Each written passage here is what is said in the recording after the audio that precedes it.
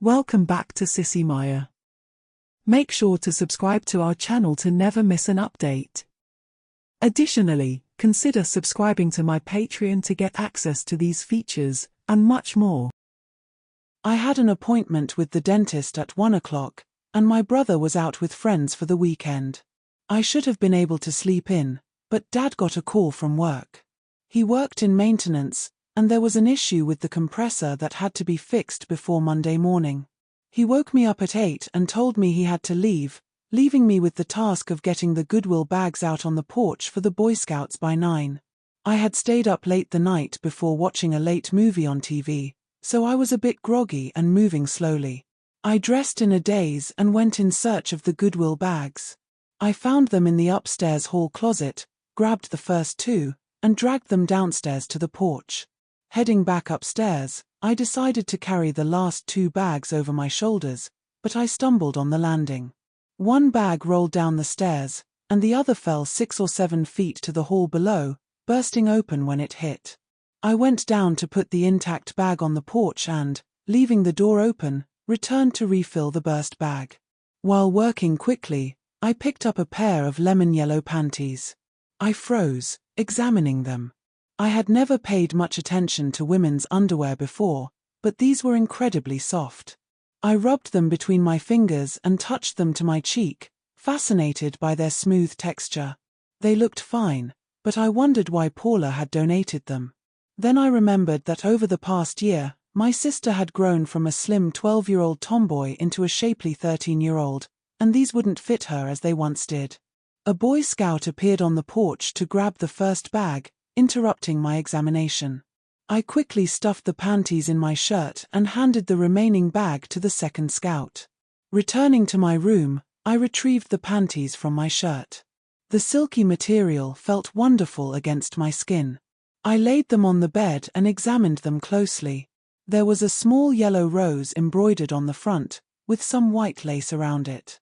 The waistband was narrower than that of my own underwear, and it had a delicate lace edge, as did the leg holes.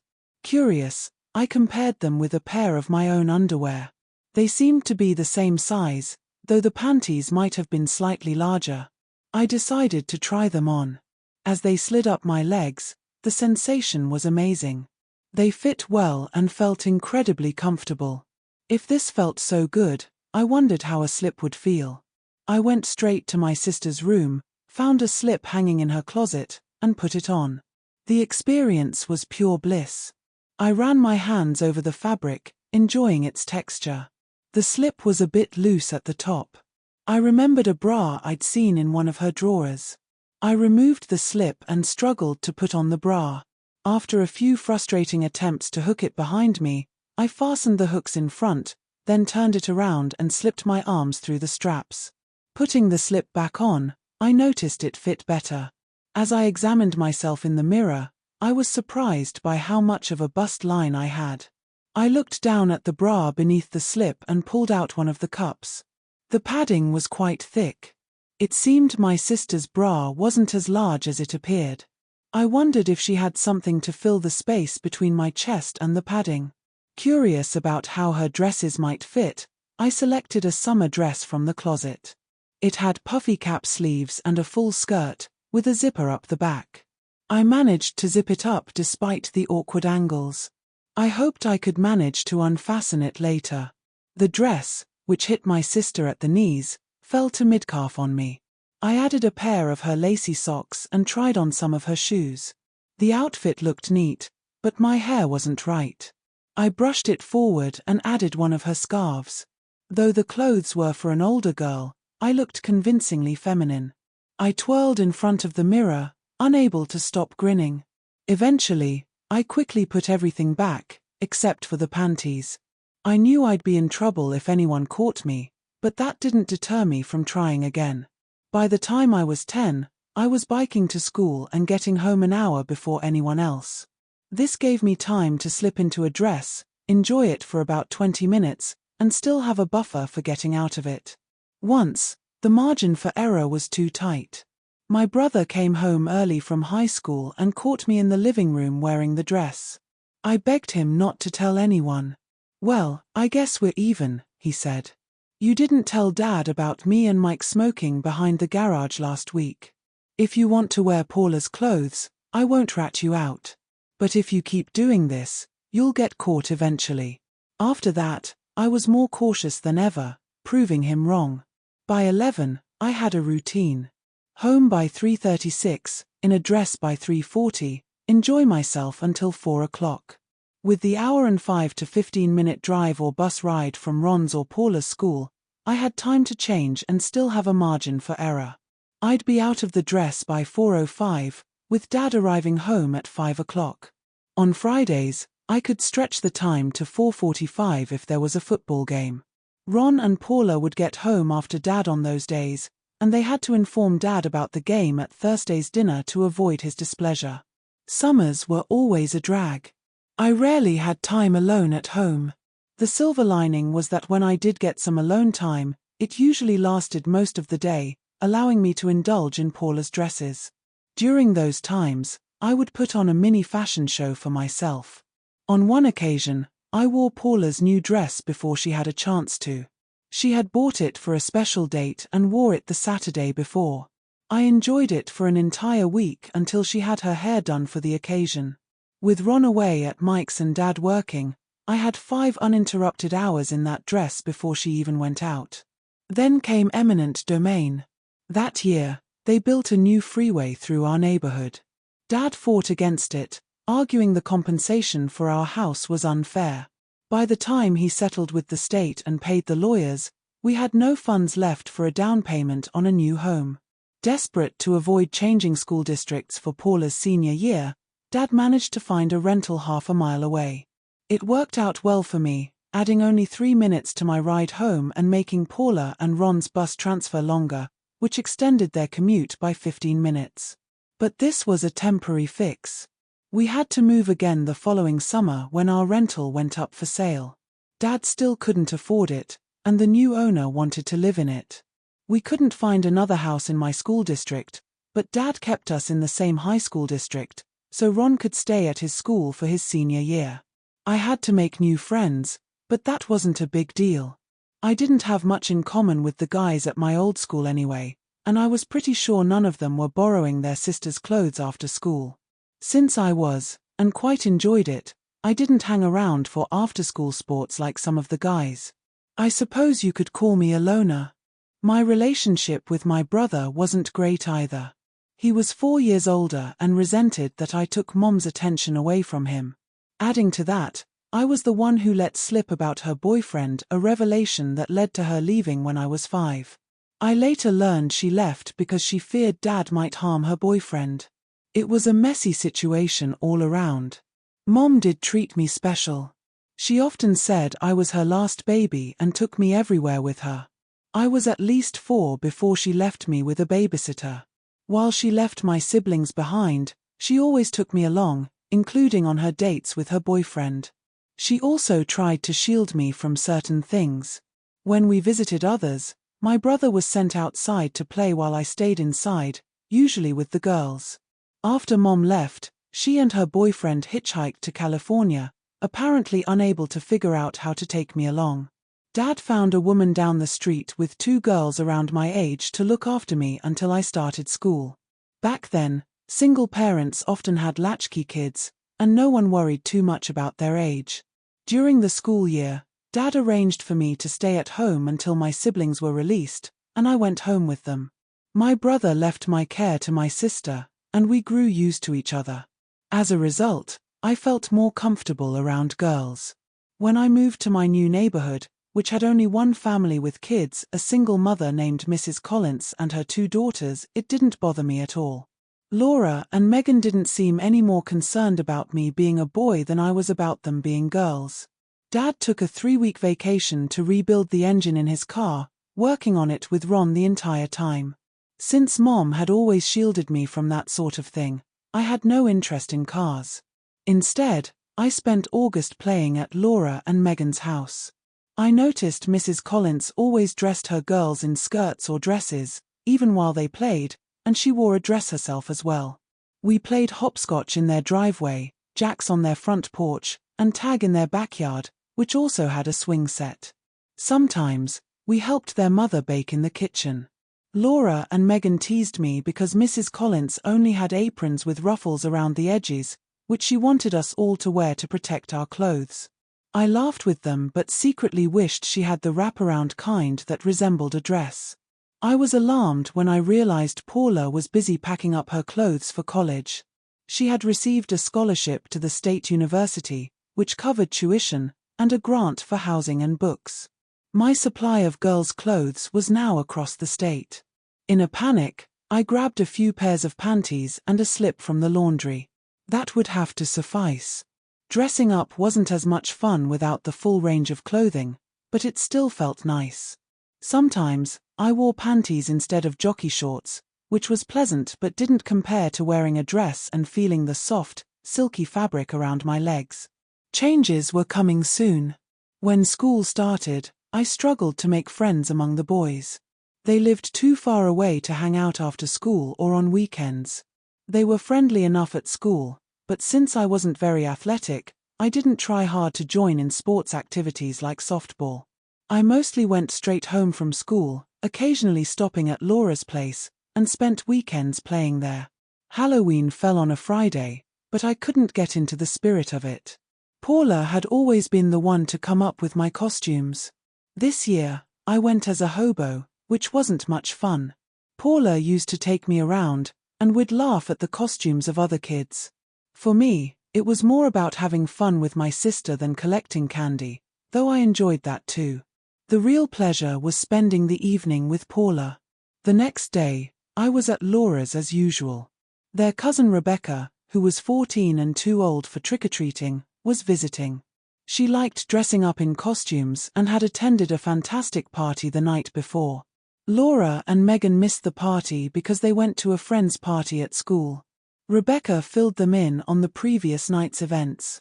She described their cousin Milt's costume in detail. Milt, who had borrowed his sister's dress, really caught my attention.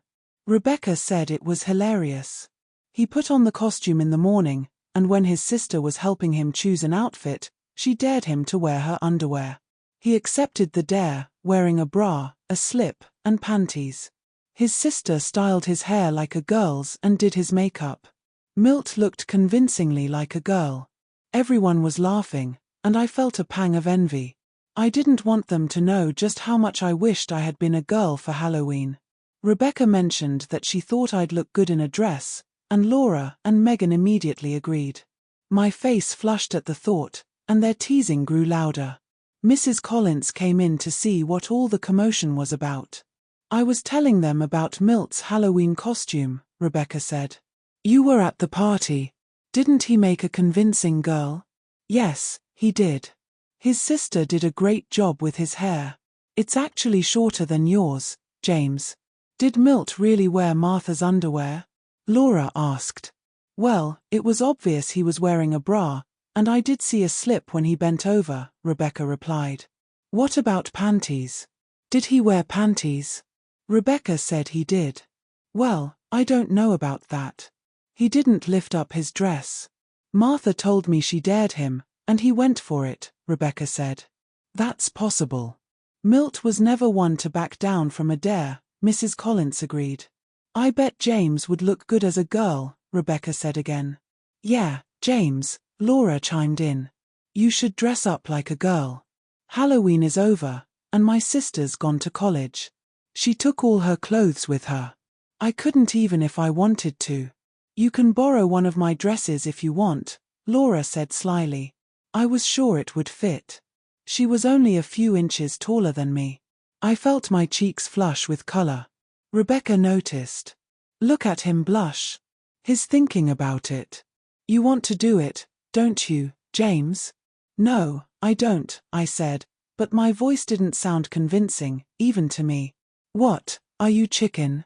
No, I'm not chicken. Come on, we dare you, Laura urged. I was becoming more embarrassed, not just by their teasing but by how much I wanted to go through with it. It was all I could do to stop myself from blurting out something like, can I really? Can I really? Instead, I managed to say, no, I don't think so, with a shaky quality to my voice that I had never heard before. The girls clapped their hands to their chests and flapped their elbows, making clucking sounds and calling me a chicken. Even Mrs. Collins was laughing. "You know, James," she said, "Laura's dress would fit you," and she laughed some more. "I double dare you," Rebecca said.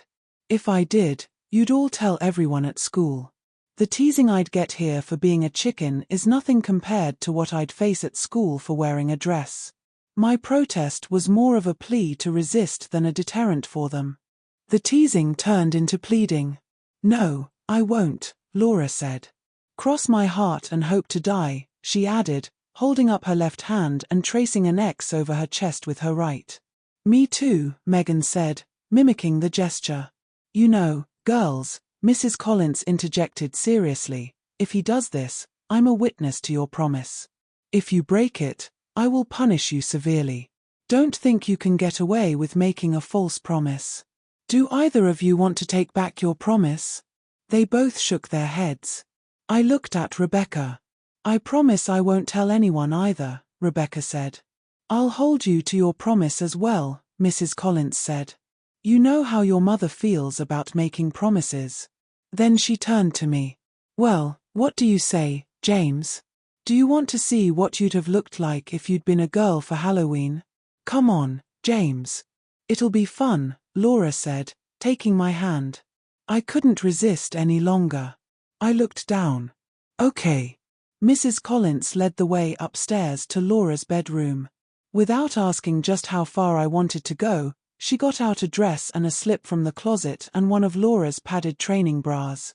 I took off my shirt. While the girls watched with fascination, she helped me put on the bra. My heart was pounding like a steam engine under a load. She bunched up the slip and put it over my head. The dress followed suit. I kicked off my shoes and began to take off my socks. Mrs. Collins picked up my shoes and said, "Your feet are bigger than Laura's. I'd better see if I have something you can wear." I turned my back to take off my pants and she left the room. As she headed for her room, Rebecca spoke up, directing her remark more to follow her than for anyone in the room. "Are you going to wear Laura's panties too, James?" "I don't want a boy to wear my panties," Laura said loudly. When Mrs. Collins returned, she not only had a pair of shoes, she also had a pair of pink panties with lots of lace at the leg openings and a pair of silky knee socks. "If you want to wear panties, you can wear mine. I don't mind," she said, spreading her load on Laura's bed. I blushed. "Come on, James. Don't chicken out now. You've got everything else on." Milt acted like it was fun. Rebecca teased. "Yeah, James. What's a pair of panties after all of that?" Laura asked. I shrugged my shoulders and picked up the panties. I could feel the fire in my ears, but that was nothing compared to the desire in my gut. I turned my back on all of them and changed from jockey shorts to panties. I sat on the bed while Mrs. Collins pulled my socks up to my knees and tried her shoes on me. She took my hand and led me to the bathroom where she brushed my hair and teased it finally. She sprayed it with hairspray. She put a little blush on my cheeks and some light lipstick on my mouth. Then she turned me around to face the mirror. I looked more like a girl than I ever had. Out in the hall, I got the whole effect in a full-length mirror. "Now you have to stay that way for the rest of the day, James," Rebecca said. Everyone laughed. "Okay. No sense changing back right away. Whatever Milt did, I can do. It would only be for a couple of hours." I had to be home for dinner at 6 o'clock and it was already past 3 o'clock. It felt really great to be fully dressed like a girl and I didn't want it to end any sooner than it had to. Who knew when I would get another chance? Aside from my own excitement, the rest of the day was uneventful. After I had changed back to my own clothes and was ready to leave, Rebecca remarked, "Well, you're a good sport, but you didn't do everything Milt did. He wore his costume to the school on Friday for the school party and then put it on again in the morning for the family party and didn't take it off until he went to bed that night. Well, I couldn't do that. I have to go home for dinner. You could come back tomorrow, early. Maybe Aunt Judy could have you stay for dinner and you could stay until just before your bedtime." My heart jumped. I looked at Mrs. Collins. There must have been a pleading look in my eyes. I don't see why you couldn't.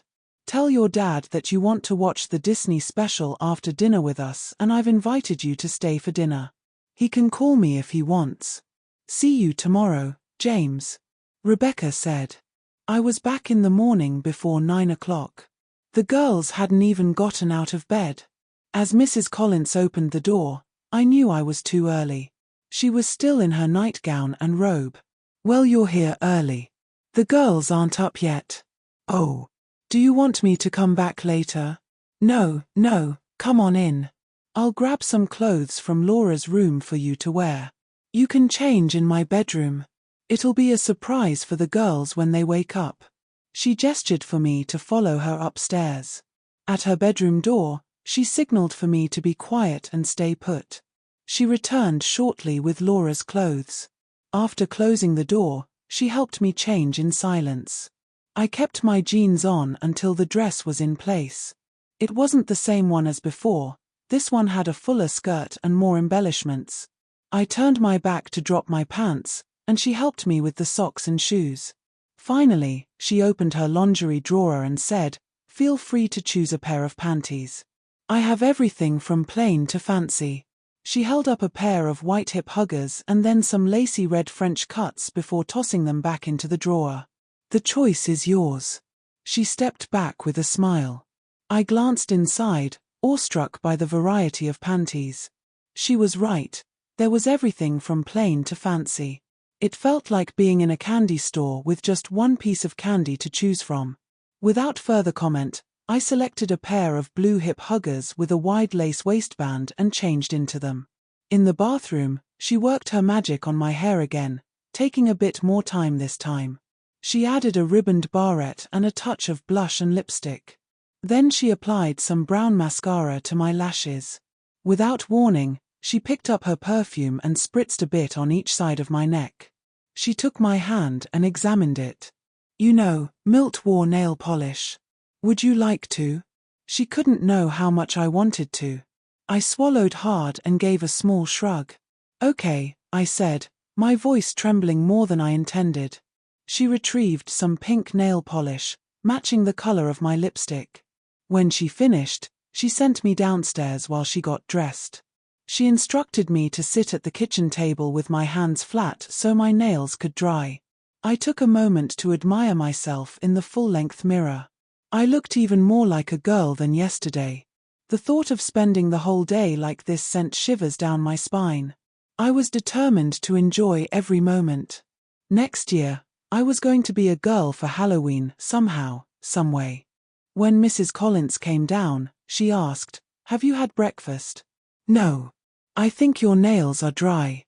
Would you like to help me make hotcakes, eggs, and bacon? The smell of the bacon should wake the girls." I left their bedroom doors open. "Okay." She tied one of her frilly aprons on me and began preparing the hotcake ingredients. As I mixed them, she cooked the bacon. By the time the bacon was ready, I had the batter prepared. We were cooking the 10th or 11th hotcake when Laura and Rebecca walked in, stopping in their tracks, stunned. Just then, Megan arrived. "James," she exclaimed. "What are you doing here?" "Helping with breakfast." "Sit down, girls. The last hotcake is in the pan, and I'll have the eggs ready soon," Mrs. Collins said. I set the table while the hotcakes cooked. Each of the girls took a seat, and I got the milk from the fridge and the syrup from the cupboard. Mrs. Collins placed the hotcakes on the table and cracked 10 eggs into the fry pan. By the time everyone had poured milk and added butter and syrup to their pancakes, she served the eggs on small plates next to each of us. It was a lovely day, crisp but sunny with a clear sky. We decided to play in the backyard. Mrs. Collins gave me a coat to wear, and we spent time on the swing set and taking turns on the slide. As I climbed up, Laura was right behind me, giggling and whispering something to Rebecca. Rebecca responded with a grin. "What's up?" I asked, sitting at the top of the slide. "Oh, nothing much," Rebecca replied. "Just that your dress is short enough that when we stand behind you, we can see your panties when you reach the top of the slide." I felt my cheeks redden. It's not like you've never seen a girl's panties at the top of a slide. Don't tell me you haven't. Yeah, but not on purpose. Girls usually wear panties, and I don't, Rebecca said. The other girls laughed. It's just a bit embarrassing, I said, trying to hold back tears. If it helps, you can stand behind me while I climb up. You'll probably see my panties too. My dress isn't any longer than yours, Laura suggested. Come stand here, Rebecca said. Then you can watch us all climb the slide. Since we're all girls today, what difference does it make if you see ours or we see yours? I agreed and took my place. Laura climbed up first. True to her word, her panties were yellow. Next was Rebecca, who made a show of bending over at the top of the slide to brush away an imaginary obstruction. Her panties were blue with pink hearts. Megan, blushing, started up the ladder. I haven't seen yours yet, she said. You have to let me stand here while you climb up. Okay. She climbed up, and her dress was the shortest of all. She wore teal-green panties. When she slid down, I climbed up while she stood where I had. I looked back down as I stood on the top rung, bent over to brush at the unseen obstruction, and saw Megan's big grin as she got a good look at my panties. After that, the girls took turns positioning themselves to see up my dress. Rebecca seemed to enjoy the game the most, often letting me catch glimpses of her panties while giving me knowing looks. The other girls slipped up occasionally, but Rebecca seemed to deliberately show me hers. In return, when she was in position, I got careless as well, which always made her smile. After lunch, we played hopscotch in the driveway. I had a brief scare when I saw my dad drive by. He glanced our way but didn't look twice. I was anxious he might realize he'd seen his son in a dress and come back. I didn't relax until almost an hour later. In the evening, we settled down to watch the Disney special I'd used as an excuse to stay late. It ended at 8. Oh, Rebecca, I almost forgot. I promised your mother I'd have you home by 8:30. We'd better hurry. Come on, girls, get your coats on. We all bundled up and piled into Mrs. Collins's car. When we arrived at Rebecca's house, Mrs. Collins said, "Tell your mother I can't come in. I have to get James back right away. I'll call her tomorrow. Bye, everyone. James, you did everything Milt did. It was fun playing with you today. Maybe we can do it again sometime." Back at Laura's, I quickly removed the nail polish and changed back into my clothes. I made it home just in time for bed. Laura acted like nothing unusual had happened at school. I was worried she might feel compelled to tell someone, so I kept a close eye on her. She never whispered to anyone all week. I figured my secret was safe. On Friday, as I was unlocking my bike, Laura approached me and asked, "My mom wanted to know if you're coming over this weekend." "Yeah, probably. I don't have any other plans. She said you can come over as early as you like." Okay. I woke up around 9 o'clock on Saturday, had a quick breakfast of cold cereal, got dressed, and headed over to Laura's place. When I knocked on the door, Mrs. Collins opened it with a warm smile. "Hi, come on in," she said. "Girls, James is here." She called out to the living room before turning back to me with a teasing grin. "Or will it be James again?" Laura appeared in the hallway just then. "Be James again, I dare you," she said. I glanced at Mrs. Collins, hoping she might say it wasn't a good idea, but I knew deep down that if she didn't, I'd be wearing a dress again. The other part of me secretly hoped she'd encourage it. "Don't look at me. I don't care what you wear," she said with a grin. "Come on," Laura insisted. "It's more fun when you're James." "Yeah, be James," Megan added. I looked back at Mrs. Collins, who motioned upstairs. Today, I was to wear a blue dress with a decorative apron and a belt that tied behind it. She sent me to her room to choose my own panties. I picked a pair of pink ones with a lace panel across the front. The weather was damp, so we played inside. I stayed for lunch, but my dad had given permission only if I was home by 6 o'clock. My disappointment at having to change back must have been obvious. Mrs. Collins hugged me and whispered in my ear, Why don't you keep the panties on? You can bring them back tomorrow. Then, stepping back, she said, why don't you come over early tomorrow? You can help me make breakfast for these sleepyheads again. When I showed up at 8:30 the next morning, Mrs. Collins let me in and directed me straight to her room. She had laid out one of Laura's dresses, a bra, a slip, and some lacy socks. Her lingerie drawer was open, and she let me dress myself. Today's dress was a green plaid with a full skirt that reached just below my knees. For panties, I chose a lemon yellow pair with a rose on the left side of the front panel, almost identical to my first pair. As I was putting on the shoes she had set out, she knocked on the door. Ready for your hair to be styled? She asked. Afterward, we made bacon and French toast for breakfast. The weather was nicer, so we spent some time playing outside in the afternoon. She called my dad and got permission for me to stay for dinner. After dinner, we watched television. Around 7 o'clock, Mrs. Collins served pie and ice cream. I helped her clean up afterward, and she took the opportunity to talk to me. Well, James, I promised your dad I'd have you home by 8:30, so I wanted to talk to you before you had to change clothes. The girls really enjoy having you, James, around. They talked about it all last week and even last night after you left. They asked if you could be James every weekend. I told them it was up to you. I enjoy having you here too, and it seems you like helping in the kitchen. I hope that interest will rub off on my girls. If you'd like, and I think you do, James can come early every Saturday and Sunday. She can stay as late as you want.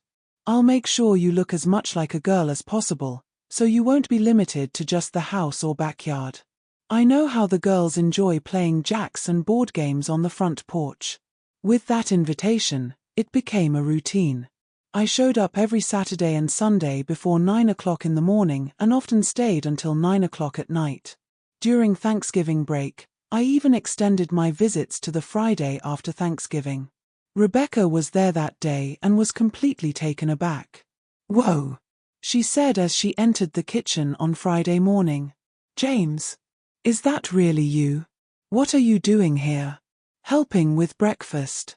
"No, I mean, why are you James? How did this happen? I thought you were just going to be James for that one weekend." "Milt hasn't, at least I don't think he has." Mrs. Collins laughed. "Sit down, Rebecca. I guess the girls didn't mention that James's visits have become a regular thing. She's here every Saturday and Sunday, like clockwork." That day was a blast. Rebecca was up to her usual mischief. Discovering that no one was home at my place, she dared me to go home in a dress and bring back something to prove I had been there. So, there I was, walking down the street in a dress. I was terrified someone would see me, but my fears proved unfounded. The street was deserted, and only one car drove by, coming from behind. Once I got home, I stood behind the door, catching my breath as if I'd been running. My heart was racing from the thrill of walking down the street in a dress. Then, I realized I urgently needed to use the bathroom. I hurried in, but I didn't forget I was supposed to be a girl. I backed up to the toilet, hiked up my dress, and pulled down my panties. Holding my dress high to keep it off the seat, I sat down. I needed something to prove I had been there. I rummaged through my room and found a current issue of *Games* magazine. I opened the front door slightly and peeked out. Seeing no one, I quickly made my way to Laura's house. Just as I reached the neighbor's property line, she pulled up. I had to come within about 5 feet of her as she went into her house. She looked at me, smiled, and cheerfully said, "Good morning." I smiled and nodded back. When I arrived at Laura's, the girls were waiting outside. As I walked up the porch steps, I started laughing uncontrollably. "Did you do it?" Megan asked. I handed her the magazine, still giggling.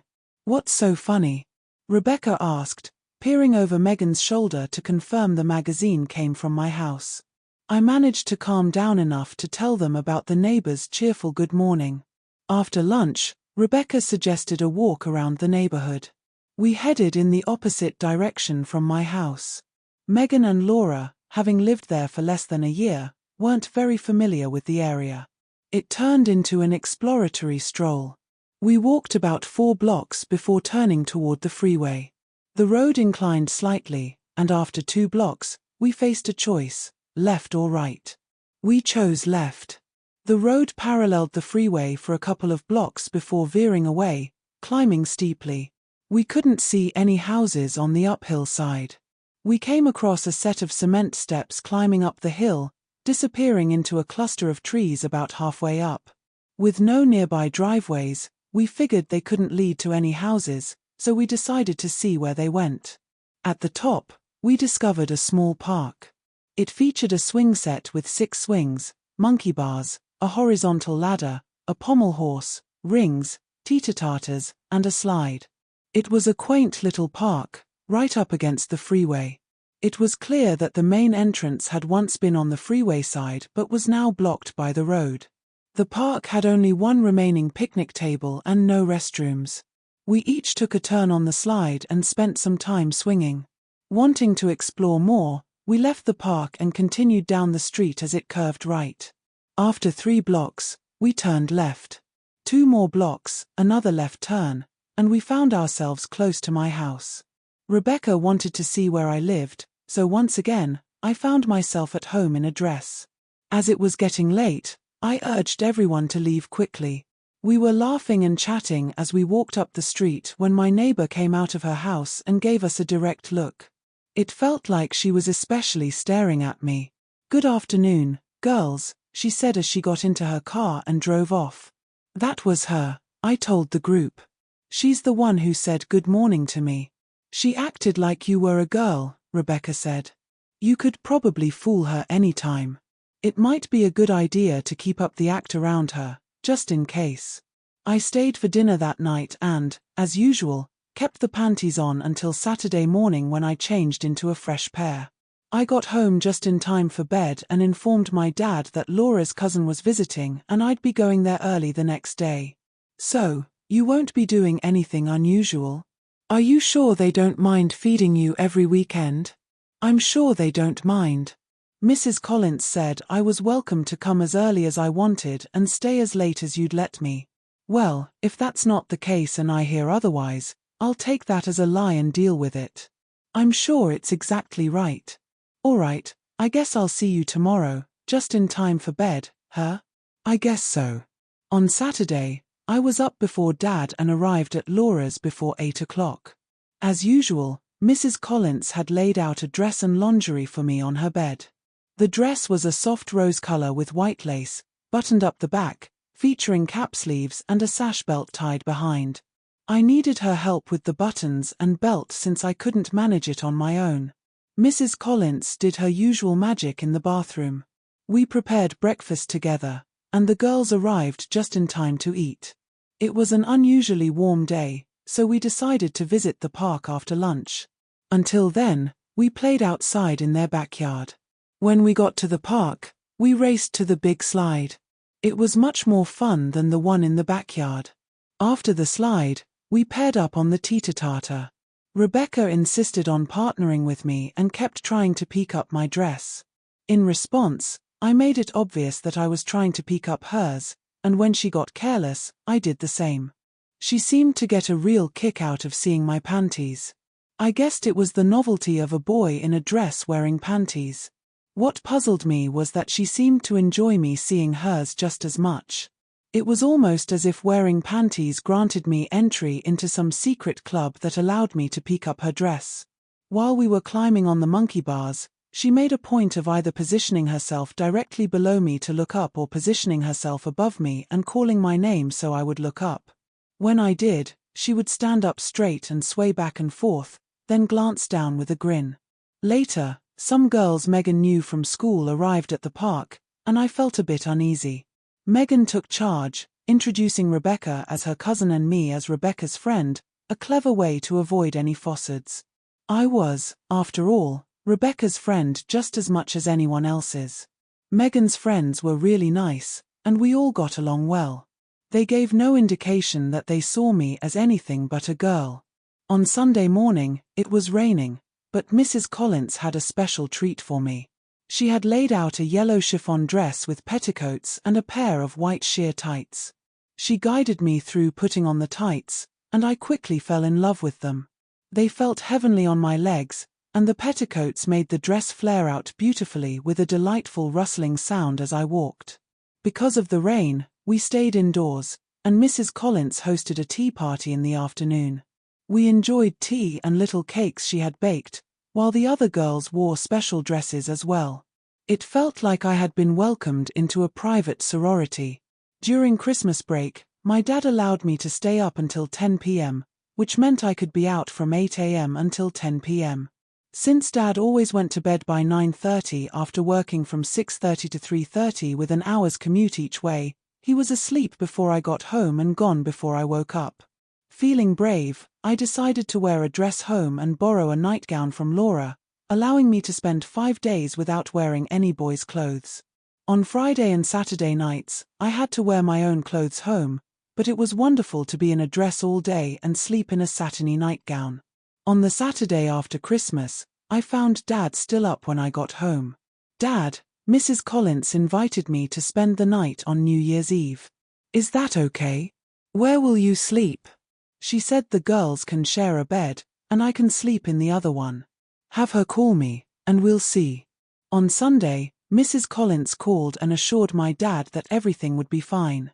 So, on New Year's Eve, I was up early, donned Laura's dress, and waited eagerly in my room until I heard Dad's car start. I put on my coat and headed out just in time to see Dad turn the corner onto the main street 2 blocks away. As I approached Laura's house, I realized it was only 5 o'clock in the morning, so I decided to visit the park. It was the first time I had ventured more than half a block without someone to act as a buffer. I found it exhilarating. Once it got light, I retraced the same route we had taken during our exploration walk. As I passed our house, the neighbor lady was just leaving for work. She smiled and said, "You're out early this morning." I smiled and nodded in response. "You spend a lot of time with the girls up the street, don't you?" I was caught off guard and had to reply. "Yes, I said softly. "You have a pretty dress on today. But then you always have pretty dresses on whenever I see you. You're very lucky to wear such nice feminine clothes." With that, she winked at me as she got in her car. Did she know? She smiled and waved as she drove off. Well, no matter if she did, she didn't seem to care. That night was really cool. At 9:30 we all got into nightgowns, even Mrs. Collins, and began watching movies. I had never seen a girl, except my sister, in a nightgown before. At midnight, we all went out on the front porch and banged pots and pans with a spoon. We yelled Happy New Year at the top of our lungs. Then we went into bed. In the morning I was first up after Mrs. Collins. As usual, we cooked breakfast for the girls. School started the following Monday, and we went back to the regular routine of me coming over on Saturday day morning and dressing up before the girls got up. One Saturday Mrs. Collins called my dad and got permission to take me to a drive-in movie. That was really neat.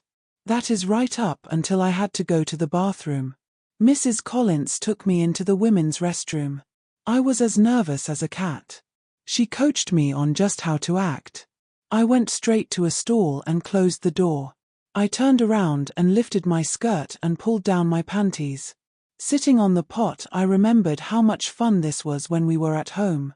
Here, however, I was scared to death that someone would realize I was a boy in the most private place girls have. Fortunately, I was able to get in and out without incident. The weekends were a blur of dresses and lingerie. Before I knew it, April was coming up and we were looking forward to spring break. One Saturday in March, Mrs. Collins asked, "Would you girls like to go to the beach over spring break?" Yes, yes, yes. Megan and Laura shouted in unison. What about you, James? Wouldn't you like to go to beach? Well, you mean I'm included? Yes, can I really? Yes and yes. You are included and you can really. I just got off the phone with your dad. He said that he was concerned that you might make a pest of yourself up here during spring break like you did Christmas. I assured him that you were no pest, but a welcome guest. He asked me if you had pressured me to go. I explained to him that I hadn't told the girls of my plans yet. I wanted to get permission for you to go before I asked you so that if he said no, you wouldn't be disappointed. We were all ecstatic. It was all we could talk about for the remainder of March and April. We went to the beach, leaving Friday right after school. Of course, I went as James. The motel room we had was really a separate cabin, the only one, all the rest were regular motel rooms. It sat out on a point with a view both north and south along the coast. Out the front of the cabin was the main beach. Several miles of sand and rocks. Out the back was a small cove with calmer waters and a small crescent-shaped beach. There was a stairway down to the cove that was directly out our back door. We girls were in the water of the cove Saturday morning before 10 o'clock while Mrs. Collins watched from the shoreline. I was wearing one of Laura's swimsuits. It was yellow and had a little pleated, white skirt that just covered my thighs, but didn't quite cover my bottom. The top came up kind of high in the front and the wide straps went over the back and crossed, buttoning on either side with large white buttons. During lunch, Laura was looking at me intently. "That swimsuit doesn't fit you right. It's too baggy up here," she said, patting her chest. I looked down and it did kind of fit loose across the chest. Mrs. Collins looked with a critical eye. "Laura, you're right. It doesn't fit properly. Let's see what we can do about it." She paused for a moment and then said, "I've got an idea." She went into the kitchen and retrieved something from the trash. "I found this on the beach. It was in such poor condition that I was going to throw it out. It was a yellow Nerf ball, quite worn out." She placed it on the cutting board and squashed it flat. Then she sliced off a piece, turned it around, and repeated the process. After discarding the middle piece, she trimmed the remaining pieces until she had two tear-shaped foam rubber pads, flat on one side and rounded on the other. "Here, let me adjust the top of your swimsuit." I unbuttoned the straps and pulled it forward. The top had a small built-in bra, and the foam pieces fit perfectly into it. Reaching into her purse, she pulled out a needle and thread and quickly sewed the foam pads into the bra. When I pulled the suit up and fastened it again, it fit much better. Instead of being baggy across the chest, it now had a slight shape, similar to the effect I got from wearing Laura's padded training bra. After that, we returned to the water. The cove, about 100 yards across, was sheltered by a rock formation that served as a natural breakwater, reducing the swells. While exploring some rocks on the far side, we noticed a family with two girls on the beach with Mrs. Collins. The parents were chatting with her while the girls pointed at us and soon came running down the beach. The younger girl, about 8, introduced herself. "Our mother said we could play with you." Shelley, the older girl, who we later learned was 11, almost 12, said, "You'll have to forgive her, she's only 8. I'm Karen, and this is Michelle, but we call her Shelley. We're staying at the motel this week. We were in the cabin right up there last year, so we know about this cove." Laura took the lead and introduced Megan and me, explaining that Megan was her sister and I was a friend who lived down the street. At first, I was nervous, but I soon relaxed when it was clear that Shelley and Karen accepted me as a girl without hesitation. We spent the afternoon playing and splashing in the water. Around 6, Mrs. Collins called us out of the water for dinner. I was nervous meeting Mr. and Mrs. Peterson, Shelley and Karen's parents, but they were all smiles and seemed genuinely pleased that their girls had made friends at the beach. I slipped into a halter top and a skirt that Mrs. Collins had called it, a short skirt with an elastic waistband and built-in briefs. After dinner, we played on the motel lawn, and Shelley and Karen joined us. Mrs. Collins relaxed in a lawn chair, enjoying the view and the cool breeze, and Mr. and Mrs. Peterson eventually joined her, becoming friendly with Mrs. Collins. As we were getting ready for bed, Mrs. Collins mentioned that Shelley and Karen lived about 5 miles across town from us.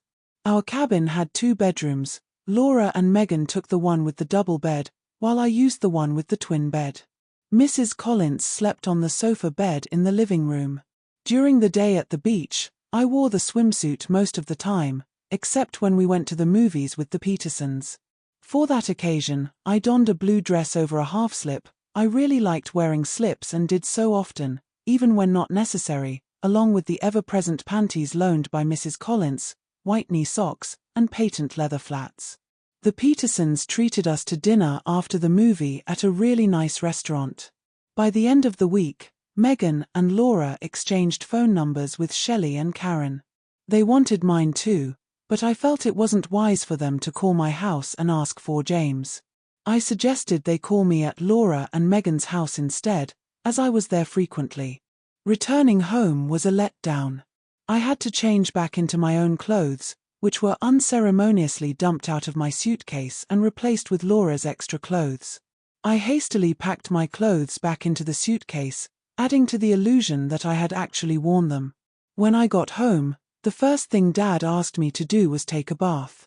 While I was showering, Dad came in to shave, a routine he followed the night before so he wouldn't have to in the morning.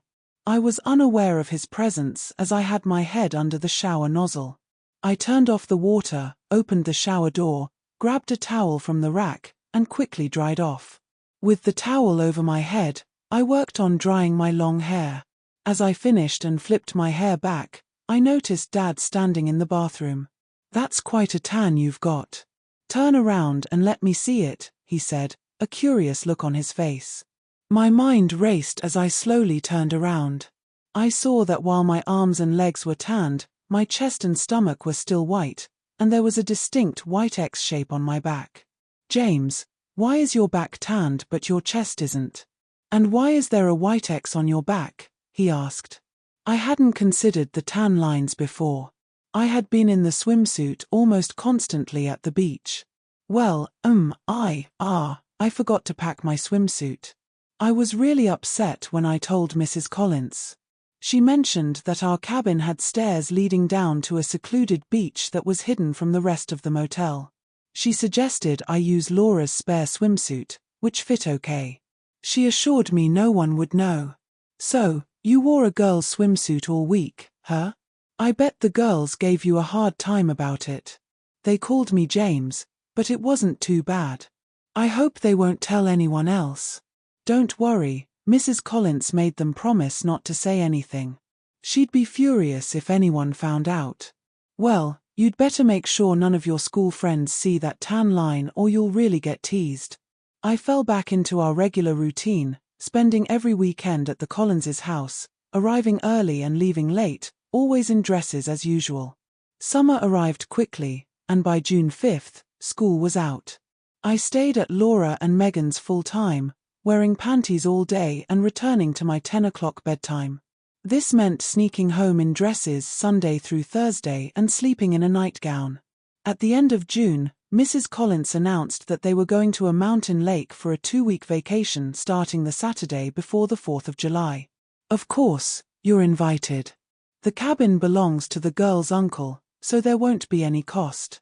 I've already spoken to your dad, and he said it was fine."